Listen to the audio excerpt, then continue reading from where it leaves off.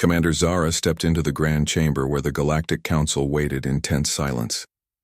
The tall, blue-skinned woman from Andros Prime carried herself with the grace of someone who had seen countless worlds fall to human expansion. Her silver eyes swept across the assembled female leaders representing dozens of species. The chamber itself was a marvel of crystal architecture, floating in the void between stars.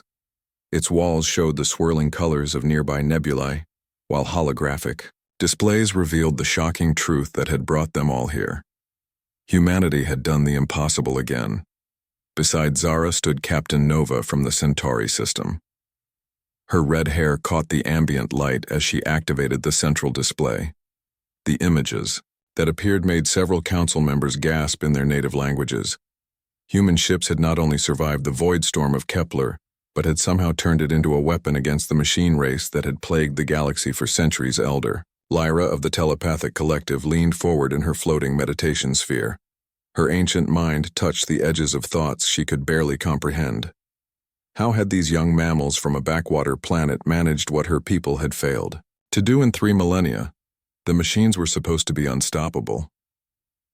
The story began 6 months earlier when human explorer ships encountered the first machine scouts near the edge of known space. Most civilized species would have retreated and called for help. Humans did something different. They studied the enemy, learned their weaknesses, and then did what no one expected. They went on the attack. Captain Lisa from Earth stood before the council. Now her simple uniform, a stark contrast to the elaborate robes and bioarmor worn by the alien dignitaries. She spoke in the calm, measured way that humans used when discussing impossible victories.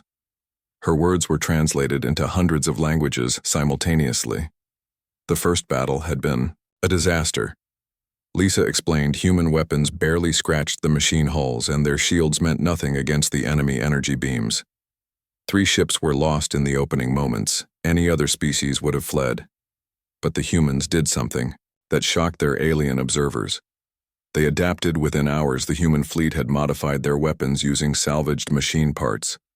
They turned their cargo ships into ram vessels and their medical ships into electronic warfare platforms. They fought with a creativity that left even their allies stunned. The machines had never faced an enemy that could change tactics so quickly. But the real surprise came during the second wave. The machines had adapted too, learning from the first encounter.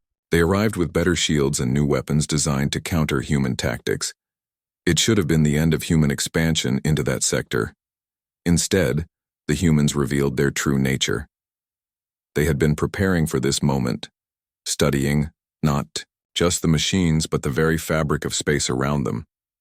They had discovered that the void storm was not a natural phenomenon, but something they could control. Captain Amy stepped forward to continue the tale.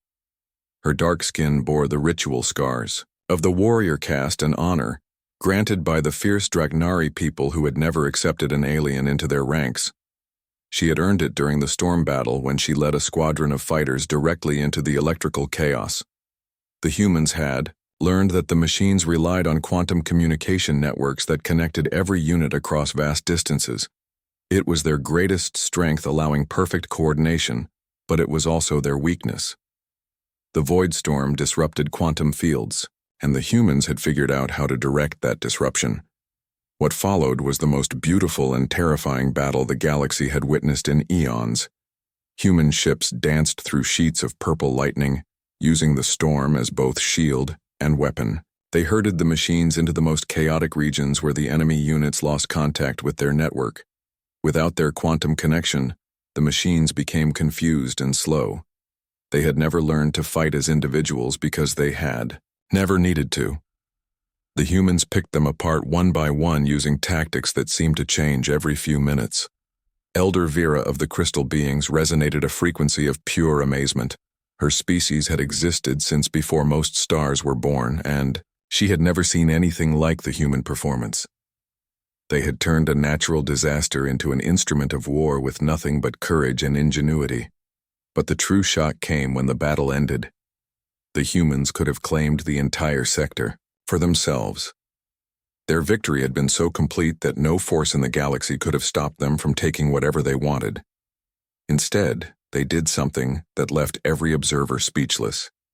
They shared the victory. The humans divided the reclaimed territories among all the species that had lost worlds to the machine invasion.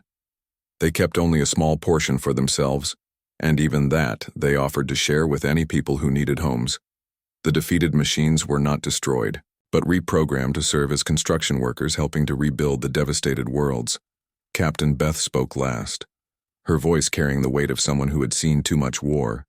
Her blonde hair was streaked with premature gray, and her hands bore the calluses of a pilot who still flew her own missions.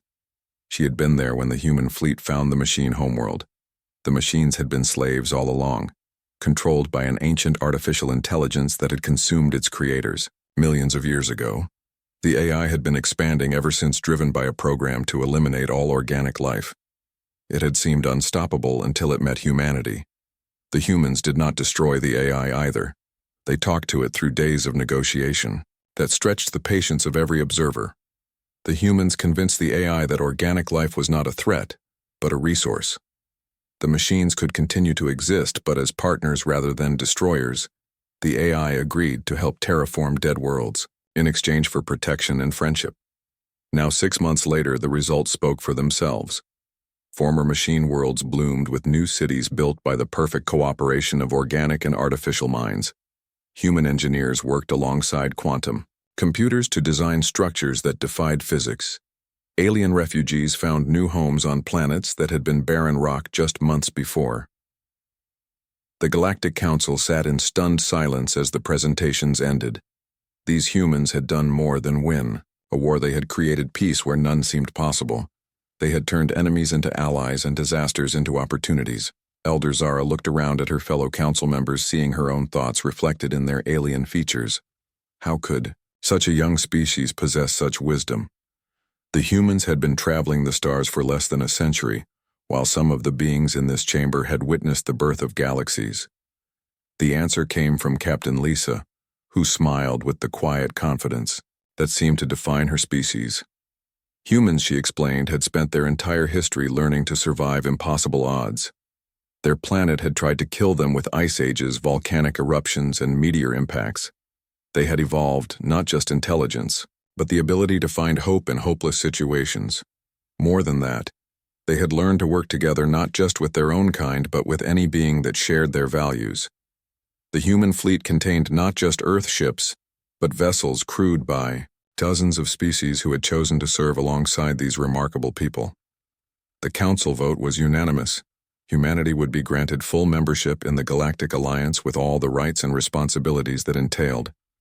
But more than that, they would be asked to lead the next phase of galactic expansion into regions previously thought too dangerous to explore.